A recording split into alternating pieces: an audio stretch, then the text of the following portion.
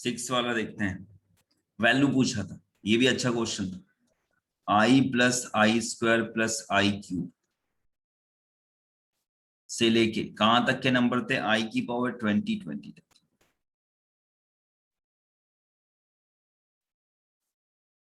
ठीक है,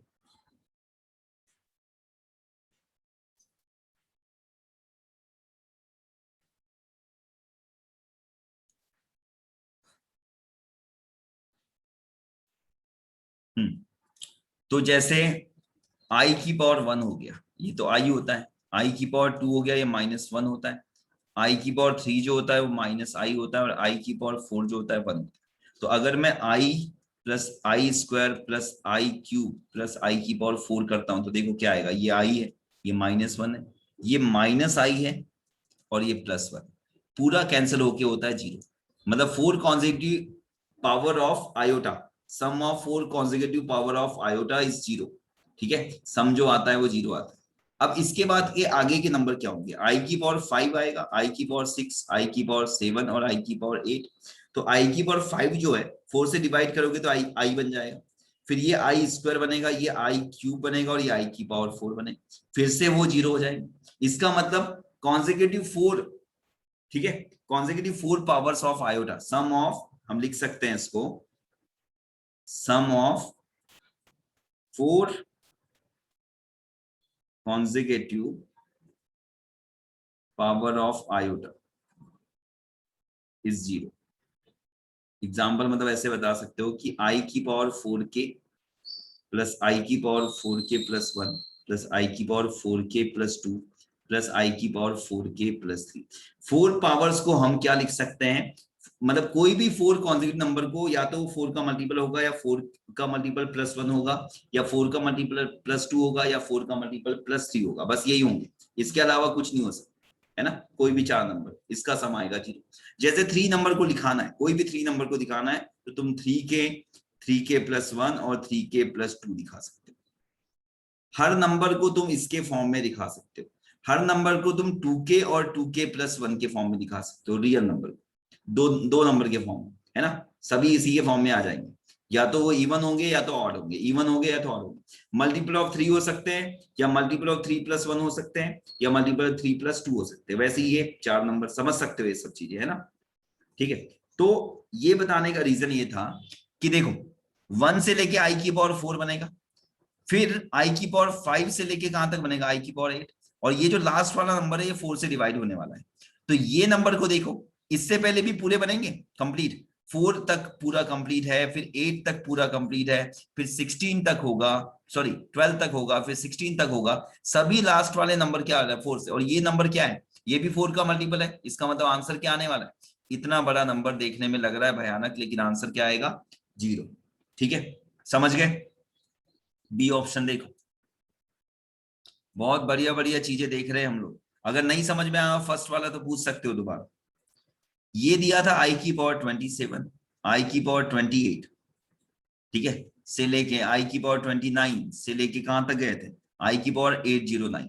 ठीक है, हम क्या करेंगे ऐसे क्वेश्चन में, क्या करेंगे, आई की पावर आई प्लस आई स्क्वायर प्लस आई क्यूब से लेके आई की पावर 26 हम ऐड कर देते हैं।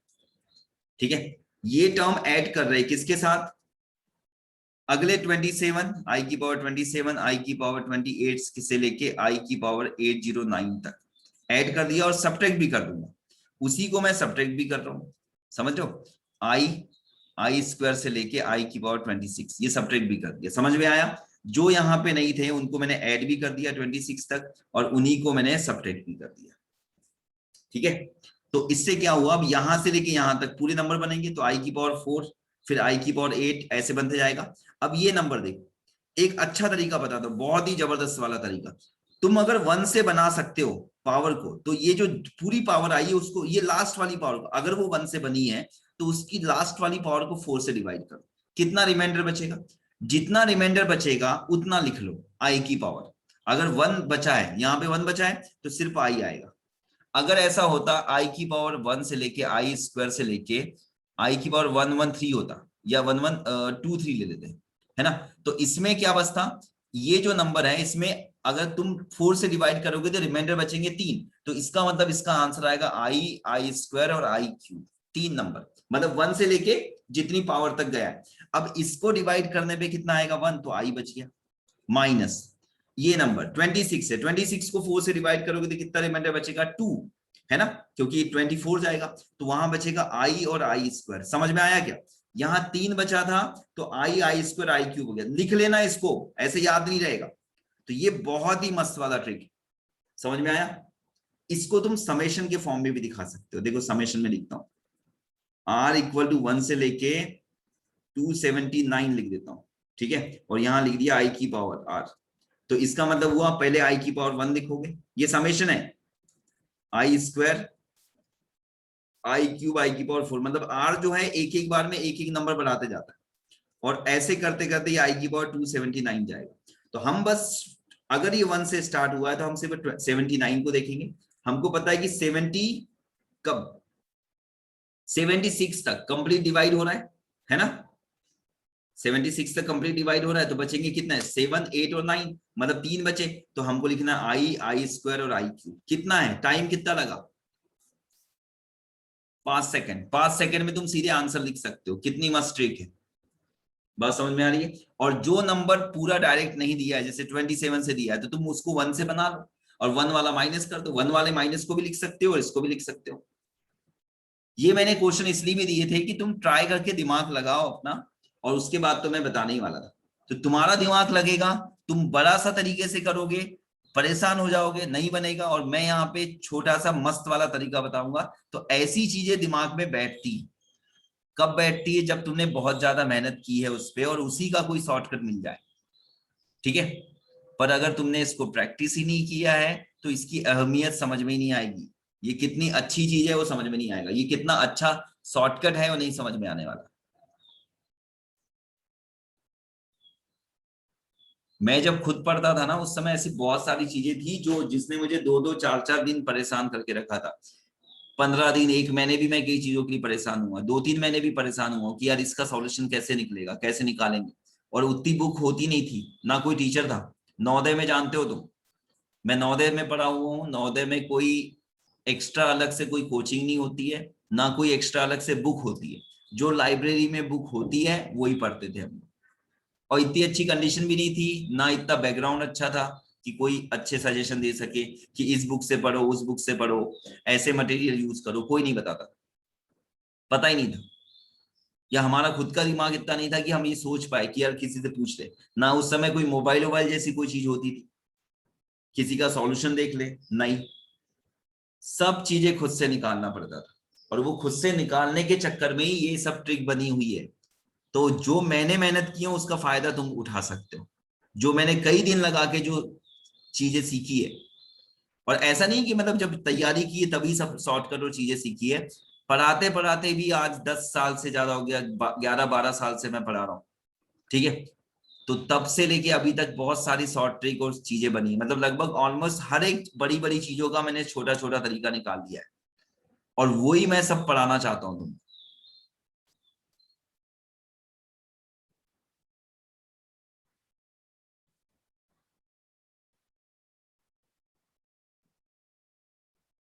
मतलब बहुत से लोगों को लग सकता है कि यार यार ये बालाघाट का ही टीचर है, ये कौन सा बड़ी तोप होगा, है ना, ऐसा लग सकता है। पर वो क्लास अटेंड करके देख सकते हैं, चीजें समझ सकते हैं, पता चल जाएगा उन्हें। बहुत सारी बुक का निचोड़ है जो मैं पढ़ाऊंगा तुमको, जो आगे पढ़ाने वाला हूँ। बहुत सारी बुक पढ़ पढ़ के, बढ़ बढ़ के उसका निचोड़ निकाला है। कई सारी बुक तो फालतू में मार्केट में चल रही है और कोई काम की नहीं है, ऐसी भी बहुत सारी मैथ्स की बुक है। थ्योरी ही आधी अधूरी दी हुई है, कई सारी बुक में थ्योरी आधी अधूरी दी हुई है, कंप्लीट नहीं दिया हुआ है। जैसे मैंने एक छोटा सा ये स्टेटमेंट बोला था ना तुमको, क्या स्टेटमेंट था कि जो जीरो होता है वो अकेला रियल नंबर है जो प्योरली इमेजिनरी है पर इमेजिनरी नहीं है। ये स्टेटमेंट मिलता ही नहीं है, कई सारी बुक में नहीं मिलता है। ये स्टेटमेंट देना चाहिए, सब जगह पे होना चाहिए। बहुत बड़ी चीज है थ्योरी के मामले में, इस पे बेस्ड क्वेश्चन बन सकते हैं, पर नहीं देता है। और भी बहुत सारी चीजें हैं जो मिलती नहीं है। ये कहीं पे नहीं दिया रहता कि जो कॉम्प्लेक्स नंबर है वो पॉजिटिव नहीं होते हैं, ना वो नेगेटिव होते हैं। ये भी नहीं दिया रहता, बुक में ही नहीं दिया रहता। और जब बुक से पढ़ते हैं बच्चे या टीचर भी बुक से पढ़ते हैं तो उनको पता ही नहीं चलता कि भाई इसके आगे भी कोई दुनिया है। उनको लगता है ये एक बुक है, इसको पढ़ लो, खत्म बात। और उसी को हर साल उसी उसी को बार बार पढ़ाते हैं। बालाघाट की तो ये कंडीशन है कि वो कोई कॉम्पिटिशन की बुक ही यूज नहीं करते हैं। यहाँ के टीचर जितने भी है उनमें से किसी एक का भी मेंस लेवल का लेवल नहीं है। एडवांस का छोड़ दो, मेंस लेवल नहीं है किसी का। बहुत सारे यूट्यूब पे टीचर पढ़ा रहे हैं, उनको उनकी कई बेसिक चीजें गड़बड़ है। मैं तो बहुत सारे टीचरों को देखते रहता हूँ, कई बार रैंडमली उठा के मैं हर एक टीचरों को देखते रहता हूँ, कहाँ का टीचर कैसा है, क्या पढ़ा रहा है। लगभग कोई भी डिटेल में थ्योरी कराता ही नहीं है, ऊपर ऊपर से चलता है सबका काम। सबका काम ऊपर ऊपर से चलता है और बच्चे पढ़ रहे हैं, भयंकर पढ़ रहे हैं उन लोगों से। मेरी क्लास जरूरी नहीं है कि ज्यादा एंटरटेनिंग हो, उसकी उम्मीद भी मत करना ज्यादा।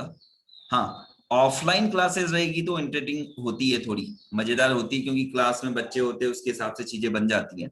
अभी यहाँ पे फेस टू फेस नहीं है, इसलिए वो चीजें होती नहीं है। ठीक है, और अच्छी बात भी है, पूरा फोकस तुम्हारा स्क्रीन पे होता है और मेरी आवाज पे होता है। मेरे चेहरे की क्या एक्सप्रेशन हो रहे हैं, मैं क्या कर रहा हूँ, उससे फर्क भी नहीं पड़ रहा। ठीक है, एक और क्वेश्चन देखते हैं इसी टाइप का। अब ये क्वेश्चन तुमको बनाना है, ये सी क्वेश्चन प्लीज तुम लोग बनाओ। मैंने ए बता दिया, बी बता दिया, और सी तुमको ट्राई करना है। समेशन के बारे में भी समझा दिया, r इक्वल टू 1 से लेके 200 और i की पावर r है। जल्दी से बताओ क्या आंसर आएगा।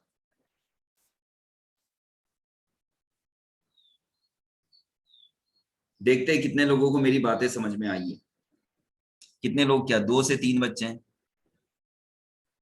अब ये मेरा दुर्भाग्य है, तुम्हारी किस्मत अच्छी है बुरी है पता नहीं मुझे, पर मुझे लगभग हर बार ऐसा होता है। मतलब कि अभी देखो 12th में भी मेरे पास कितने 5-6 बच्चे होंगे, और अभी 11th में 2-3 बच्चे हैं बस। पर मैं अपने पढ़ाने का स्टाइल चेंज नहीं करूंगा। हाँ, इसको अपग्रेड कर दूंगा, और ज्यादा डिटेल में और ज्यादा चीजें देखेंगे और शॉर्टकट देखेंगे, ये हो सकता है। ठीक है, अब वो बच्चों को पसंद आए या ना आए, क्योंकि बच्चों का लेवल इतना नहीं है कि वो मुझे जज कर सकते हैं, है ना।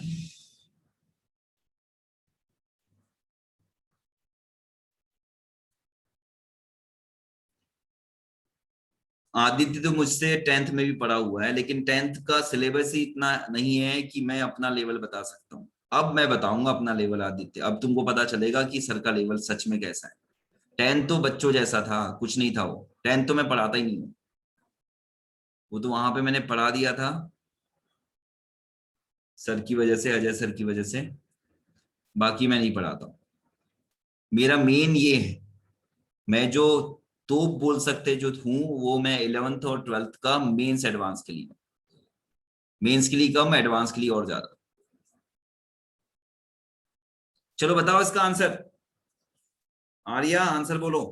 अभी मैंने समझाया 1 से लेके देखो 2020 तक गया था, 4 के स्क्वायर कंप्लीट होते जाते हैं। तो मैंने बोला था कि अगर वो 1 से स्टार्ट हो रहे तो लास्ट वाले नंबर को 4 से डिवाइड करो। अगर डिवाइड हो गया तो 0 आंसर। अगर डिवाइड होने पे रिमाइंडर 1 बच गया है, इसमें रिमाइंडर 1 बचा है, तो इसका आंसर आई आया था। इसका आंसर आई आया था इस पूरे का। और इसका रिमाइंडर 26 को डिवाइड किया 2 बचा था, तो इसके आंसर 2 आए थे, आई और आई स्क्वायर। इसमें आंसर 3 आया था, रिमाइंडर 1 से स्टार्ट हुआ था तो इसमें आया था आई, आई स्क्वायर, आई क्यूब। समझ जाओ। अगर चौथा आ गया आई की पावर 4, जबकि 4 होगा तो ये कंप्लीट 0 हो जाएगा ना, इसलिए सीधे 0 बताया मैंने। आदित्य बोलो, आर्या बोलो, यार ये तो तुरंत बता सकते हो तुम। सर आई की पावर 0। क्या आएगा? आर्या थोड़ा जोर से बोलो। सर आई की पावर 0। आई की पावर 0 नहीं होगा बच्चा, आई की पावर 0 नहीं होगा। हमारे पूरे कंप्लीट हो रहे 4, मतलब 0 आंसर आएगा। देखो जब 1 बचता है ना, देखो यहाँ पे 1 बचा था, कहां पे, यहाँ पे 1 बचा था, ये देखो, ये कंप्लीट 809 को हमने अगर मल्टीप्लाई किया था तो हमारा एक टर्म आया था। जब हम इसको डिवाइड करेंगे 4 से तो कुछ भी नहीं बचेगा, तो कुछ भी टर्म नहीं आएगा, कुछ भी टर्म नहीं मतलब 0 आएगा। समझ गए? चलो एक और देता हूं, एक और मजेदार देता हूं, मस्त वाला। इसको बताना फिर। लास्ट वाला D, summation of r equal to 201 से लेके 1205, और ये हो गया i की पावर r। इसका आंसर बताओ।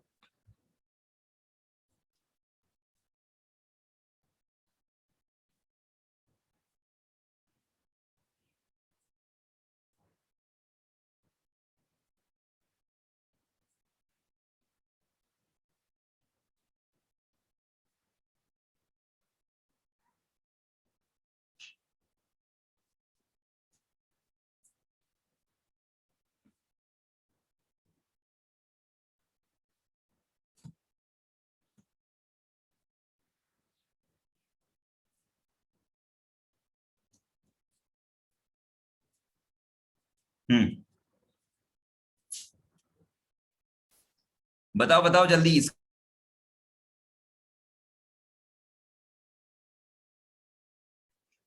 सर आई की पावर 1। सर I की पावर 1।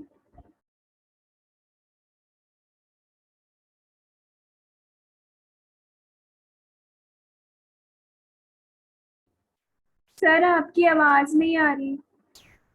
ठीक है, अब आ रही है आवाज। यस आई की सर। पावर 201 से स्टार्ट हो रहा है और जा रहा है आई की पावर 1205 तक। तो हम इसको बना सकते हैं आई की पावर 1, आई की पावर 2 से लेके आई की पावर 1205, और फिर माइनस कर सकते हैं आई की पावर 1, आई की पावर 2 से लेके आई की पावर 200, क्योंकि 201 तो यहाँ इंक्लूड है। और ये इसमें देखो ये 200 हो रहा है, मतलब अभी देखा था, इसका आंसर तो 0 आएगा। और ये कहां तक जा रहा है, 1 से स्टार्ट हुआ है तो 1205, 05 4 से डिवाइड करोगे तो बचेगा आई, है ना। तो आंसर आ गया आई। आई की पावर 1 बोलने की जरूरत नहीं है, सिर्फ आई बोल सकते हो। तो आंसर कितना आ जाएगा, आई। बिल्कुल सही है, समझ गया मतलब तुम।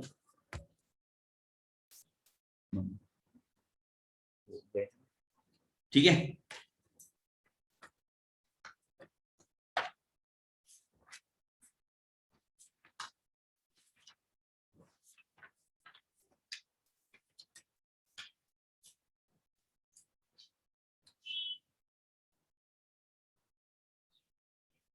एक और क्वेश्चन देता हूँ, चलो एक बार और ट्राई करो। एक और क्वेश्चन देता हूँ, इसमें से हटके दूसरा क्वेश्चन देता हूँ, इसी टाइप का है लेकिन थोड़ा अलग वाला क्वेश्चन देते हैं। ठीक है, जल्दी से बताना, पर सही आंसर आने पर। r इक्वल टू 115,519 से लेके 24,785 और i की पावर r, इसका आंसर बताओ।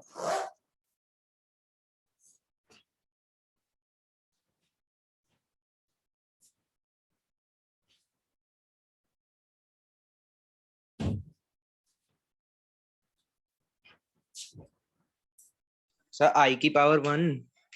i की पावर 1, देखो ध्यान से।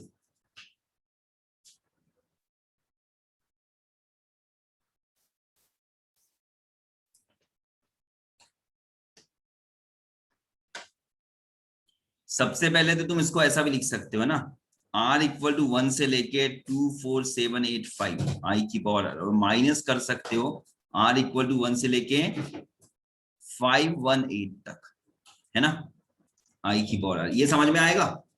तुमने 1 से लेके पूरा लिख दिया और माइनस कर दिया 1 से लेके 518। अब इसके सम की बात करते हो तो हम देखेंगे बस 85, 85 मतलब 84, तो यहाँ पे बचेगा i माइनस, इसको जब 8 को डिवाइड करोगे 4 से तो बचेंगे 2, मतलब i plus I square.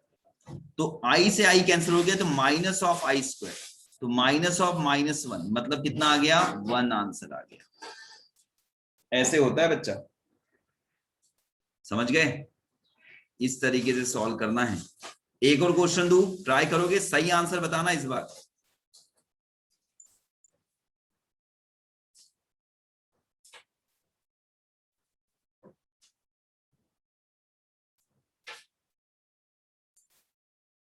Five 575 से 34,7891 आई की पावर r, इसका आंसर बताओ।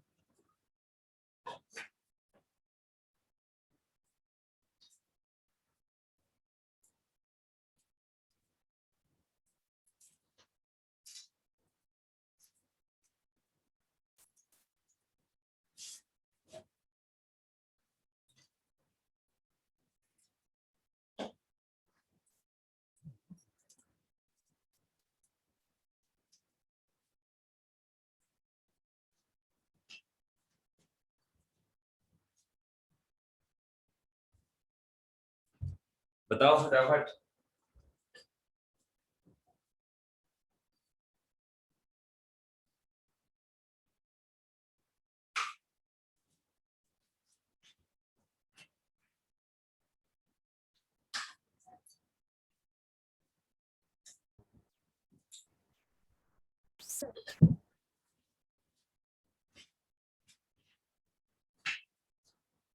देखो आंसर आ जाना था अभी तक।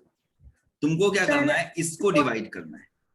इसको डिवाइड करोगे 91, जैसे मैं इसका बताता हूँ, इसका शॉर्टकट बताता हूँ। इसका शॉर्टकट क्या है, 85 को डिवाइड किया 4 से, लास्ट के दो नंबर 85 को डिवाइड किया 4 से, तो बचेगा कितना 1, तो आ गया आई की पावर 1 माइनस, इसको डिवाइड नहीं करना, इसका एक माइनस कर दो, तो ये हो जाएगा 518। इसको डिवाइड करो 4 से, तो रिमाइंडर 2 बचेगा, मतलब आई प्लस आई स्क्वायर, ऐसे आंसर आएगा। तो माइनस आई स्क्वायर मतलब 1। इसमें भी वही करना, 91 को तुम पहले डिवाइड करो 4 से, तो बचेगा 3, क्योंकि 88 टाइम्स कंप्लीट जाता है। तो आई प्लस आई स्क्वायर प्लस आई क्यूब आ गया, माइनस में इसका एक कम लो, 574 लो, 571 को 4 को डिवाइड करो 4 से, तो 72 टाइम्स जाएगा, तो बचेगा रिमाइंडर 2, मतलब आई प्लस आई स्क्वायर। तो आई और आई स्क्वायर कैंसिल हो गया, तो बच गया आई क्यूब मतलब माइनस आई। बात खत्म, खत्म एकदम। समझ गए, इतना इजी है। क्या मेरी बात तुमको समझ में आई? मैं क्या बताना चाहता हूं, बताओ, बोलो। Yes sir. चलो Yes, फिर sir. जल्दी से शॉर्टकट के थ्रू, जो मेरा शॉर्टकट है उस तरीके से बताओ एक बार। r इक्वल टू 1279 से लेके यहां जो हाईएस्ट वैल्यू जाएगी 579921 आई की पावर r, इसका आंसर बताओ।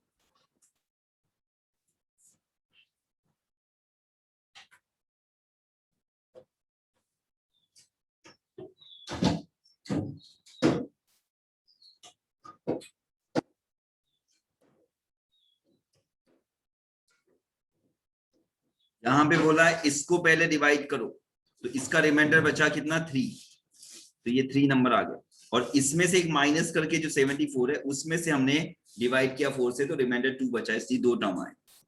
तो यहां पे भी वही करना है।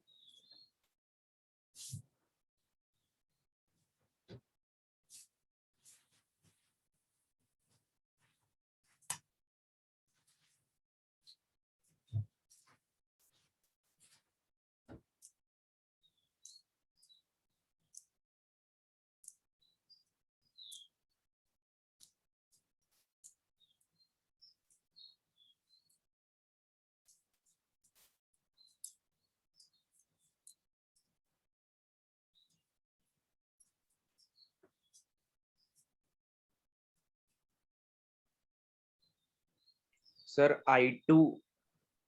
I2 आ रहा है, और आर्या तुम्हारा क्या आ रहा है? Sir I2 I2। मतलब, हाँ पहले 21 से डिवाइड करोगे तो रिमाइंडर 1 बचेगा, तो आई बचेगा, माइनस में 79 नहीं 78 करोगे, ये गलती तो नहीं की, 78 को माइनस डिवाइड करोगे 4 से, तो 76 टाइम Sir, कंप्लीट जाएगा 76 होगा ना? आई प्लस आई 76 होगा. स्क्वायर, तो माइनस आई स्क्वायर बचेगा, मतलब आंसर 1 आ जाएगा बच्चा। आई स्क्वायर माइनस 1 होता है। बहुत बड़ी गड़बड़ कर रहे हो ऐसे में, तो मतलब कितना इजी तरीका सिखा रहा हूं मैं तुमको। चलो कुछ चीजें क्या होती है ना, समय के साथ साथ सीखते हैं हम, ठीक है, तो इसको समय पे छोड़ देते हैं, ठीक है। अब देखते हैं बाकी क्वेश्चंस, कहाँ थे हम लोग, किस क्वेश्चन पे थे।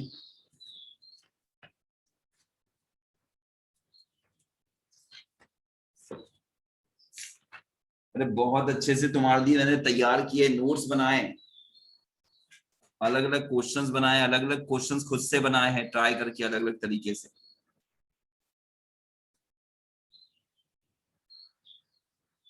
चलो 7th नंबर का क्वेश्चन देखते हैं, which of the following is correct, addition of two surds and non surd, surd plus non surd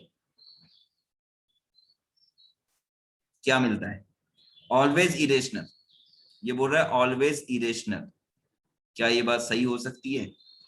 shirt और नॉन शर्ट, ठीक है, अगर हम एक शर्ट और नॉन शर्ट को ऐड करते हैं तो हमको हमेशा इरेशनल नंबर मिलेगा, क्या ये सही है? सर्ड क्या होता है? कोई भी रेशनल नंबर की पावर 1/n होता है, पर ये इरेशनल नंबर ही होता है।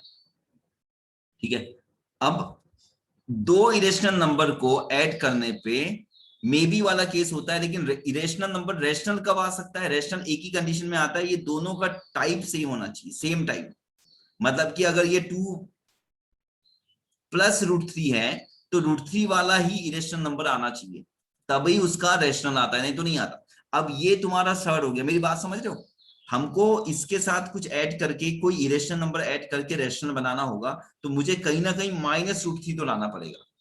ये तो आएगा तभी यहाँ पे रेशनल आ सकता है, मतलब √3 का ही कॉन्जुगेट टाइप का, समझ लो वो टर्म आना चाहिए। अब यहाँ पे तुम 9, 7, 11 कुछ भी लिख दो, पर ये इसका पॉजिटिव है तो नेगेटिव आना चाहिए, तभी रेशनल आएगा, नहीं तो कभी नहीं आएगा। नहीं तो ऑलवेज क्या होगा? इरेशनल होगा।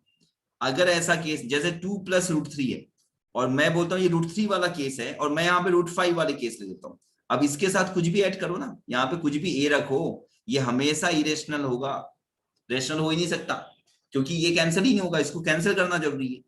ठीक है, और √3 और √5 कभी एक साथ एक दूसरे को कैंसिल नहीं कर सकते। तो अब यहाँ पे जो ये टाइप है, इसका जो टाइप है इरेशनल नंबर का टाइप है सर्ड वाला, और नॉन सर्ड में तो रियल रेशनल भी आते हैं और इरेशनल भी आते हैं, लेकिन इरेशनल अलग टाइप का आएगा। तो ये दोनों मिलके ऑलवेज क्या होगा? इरेशनल होगा। मेरी बात समझ में आई क्या? नहीं आई होगी, बस सोच लोगे कि आ गई है। A non surd can be rational, can be irrational, क्या सही है? नॉन सर्ड बताओ मुझे, can be rational, can be irrational. Non surd में क्या आता है? देखो सर्ड क्या होते हैं, सर्ड जो होते हैं वो तुम्हारा इरेशनल नंबर होते हैं। नॉन सर्ड मतलब नॉन इरेशनल भी बोल सकते हो, लेकिन सर्ड के कुछ टाइप होते हैं, इरेशनल का कुछ टाइप होता है सर्ड। मतलब जो रेशनल नंबर की पावर 1/n को फॉलो करेगा वही सर्ड होते हैं। बाकी जो इरेशनल नंबर बाकी जो होते हैं, तो नॉन सर्ड में इरेशनल नंबर भी आएंगे, और 1, 2, 5, 11 ये सब क्या है? ये नॉन सर्ड है। लेकिन ये क्या हो जाएगा? 3/2 नॉन सर्ड है, लेकिन ये सब किस में आएंगे? किस में आएंगे? रेशनल में आएंगे। और वैसे ही √2 तो हो जाता है। पाई, पाई जो है, पाई तुम्हारा क्या इरेशनल है? पाई को तुम कुछ नहीं लिख सकते, पाई को तुम सर्ड नहीं लिख सकते, ये नॉन सर्ड है, और ये इरेशनल नंबर है, तो ये रेशनल भी हो सकता है, इरेशनल भी हो सकता है। मेरी बातें अगर समझ में ना आए तो बोल देना, है ना सर फास्ट हो रहे हो पता नहीं चल रहा। तो ये दोनों बातें जो है वो सत्य वचन है, इसलिए बोथ आंसर आ जाएगा। ठीक है, उसके बाद देखते हैं 8 नंबर का क्वेश्चन, मैं थोड़ा फास्ट ही करूंगा इसको, अगर तुमको लगेगा नहीं समझ में आया तो बोलना। 0 is additive identity of real number but not for complex number. गलत बात। रियल नंबर में 0 जोड़ो तो भी रियल होता है, और 0 प्लस रियल हो, तो ये एडिटिव आइडेंटिटी है 0। कॉम्प्लेक्स नंबर की भी है, बताया था मैंने। 0 जो है वो दोनों की है, तो पहला ऑप्शन जो है इसका गलत हो गया, कट्टस हो गया ये। सेकंड था -z is additive inverse of z, बिल्कुल सत्य वचन है ना। सी ऑप्शन है Z bar is additive inverse of complex number. सुन लो अच्छे से, जेड बार को बोला है उसने कि वो additive inverse of complex number है। एडिटिव इनवर्स मतलब कॉम्प्लेक्स नंबर अगर जेड है तो वो -z है। अब देखते हैं क्या ये -z हो सकता है। बोल रहा है कि if Z is purely imaginary, बिल्कुल सही है। अगर जेड प्योरली इमेजनरी होगा तो बी आई आएगा, और बी आई का जेड बार होता है -bi, और -bi को -z बोल सकता हूँ। तो जेड का एडिटिव इनवर्स होता है -z, और -z किसके इक्वल है? जेड बार के। तो Z bar is additive inverse हो जाएगा। जेड बार का मतलब हो गया -z, दोनों चीजें सेम आ गई ना, क्योंकि प्योरली इमेजनरी है। तो जेड -z या Z bar is additive inverse of Z, सत्य वचन। उसके बाद इमेजनरी नंबर, मैं समझ रहा, मैंने खुद लिखा है, मैं सोच रहा था नो लिखा है। Imaginary number follow completeness as well as uniqueness, क्या बात है। देखो कुछ चीजें मैं ना कभी कभी थ्योरी में नहीं बता पाता हूं पढ़ाते समय, तो मैं क्वेश्चनों में देता हूं, तो क्वेश्चन भी तुम्हारी थ्योरी का काम करते हैं। जैसे ये वाला एग्जांपल है, imaginary number follow completeness property, ठीक है, as well as uniqueness. Property, ठीक है, but not follow order property, ठीक है।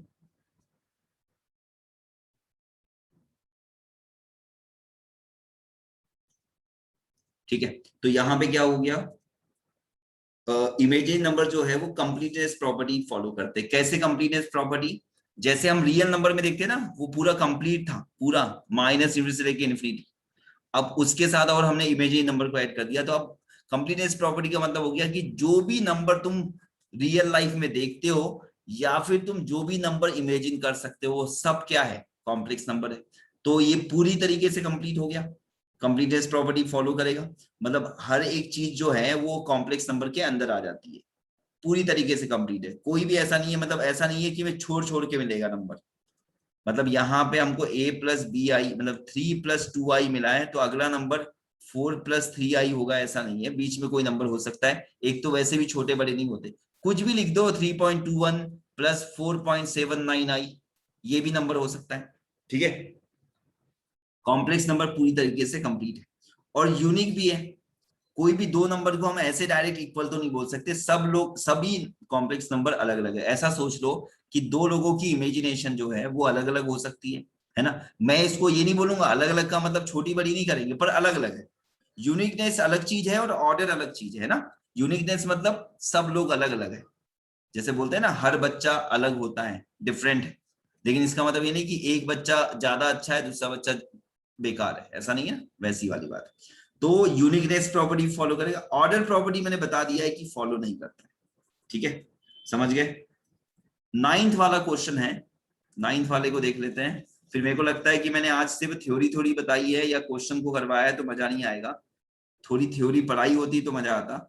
नेक्स्ट वाली क्लास मंडे को रहेगी, ठीक है, मंडे को तुम्हारा टाइम यही रखेंगे 4 बजे, पर वो क्लास जरूर करना क्योंकि उसमें इनइक्वलिटीज चल रही थी, हमारा ये टॉपिक चल रहा था और ये बहुत इंपॉर्टेंट है, मजा आएगा तुमको, और मैं ऐसी चीजें पढ़ाने वाला हूं कि 100% वो कोई नहीं पढ़ाएगा,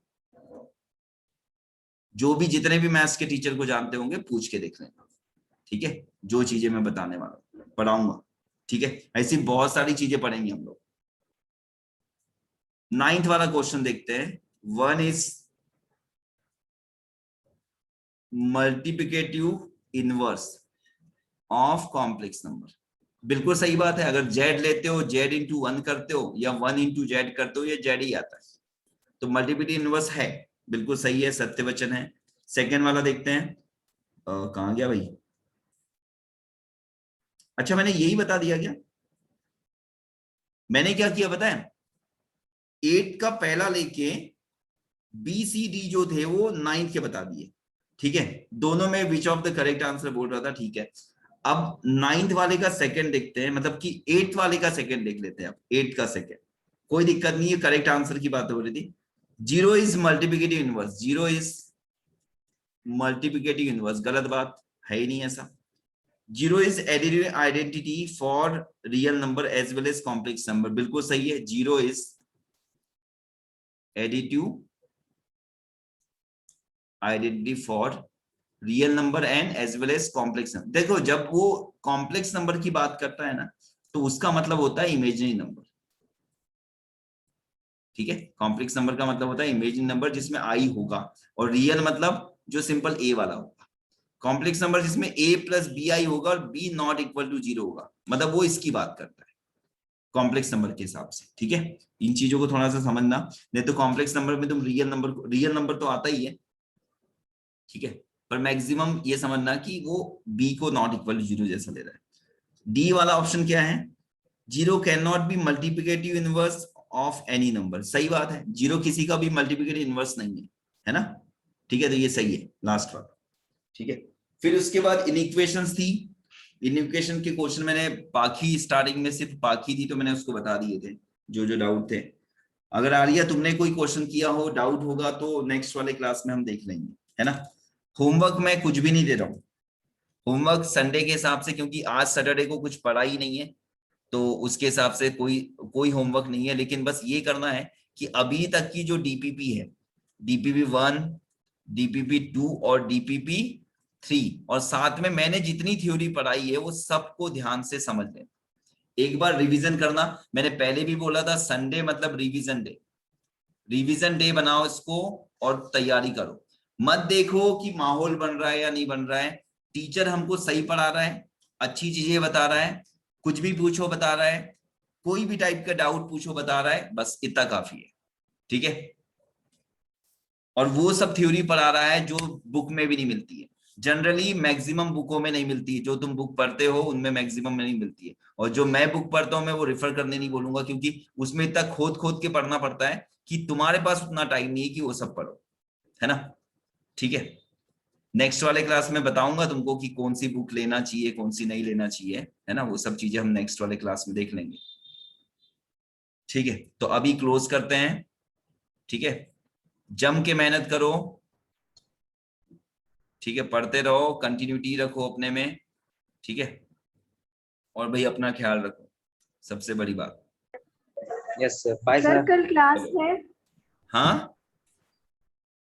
कल क्लास है। कल नहीं है बच्चा क्लास, संडे मतलब रिवीजन डे।